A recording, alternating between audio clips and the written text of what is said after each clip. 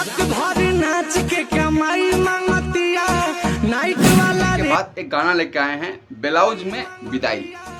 गाना देखने में थोड़ा सा अजीब सा लग रहा है सुनने में नाम कि ब्लाउज में विदाई, लेकिन ये गाना बहुत ही अच्छा है और इस गाने पे बहुत सारे रील बनेंगे ऐसा मेरा उम्मीद है और बहुत ही शानदार इसको प्रस्तुत किया गया है। और बता दूं कि ये गाना लिखे हैं किशन कांत जी। किशन कांत जी हमेशा उसका सनी पांडे का जो है ना बहुत सारे गाना लिखते हैं और वही टीम फिल्म, पुराना उनका साथी टीम फिल्म पे आया हुआ है और बहुत ही अच्छा रिस्पॉन्स है पब्लिक का, लोगों का, दर्शक का।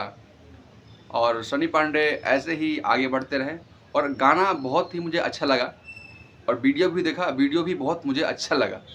तो मैंने सोचा कि एक वीडियो बना दूं भाई के लिए, और भाई का तो अपना पड़ोसी है भाई सनी, तो इसलिए एक वीडियो बना रहा हूं और इसको अपलोड करूंगा। तो आप सब बहुत ज़्यादा रील बनाइए और यूट्यूब पे जाके एक बार गाना को जरूर सुनिए, तब जाके आपको मज़ा ही मज़ा आएगा। तो बस इतना ही दोस्तों, आप देख रहे थे नई बस्ती ब्लॉग।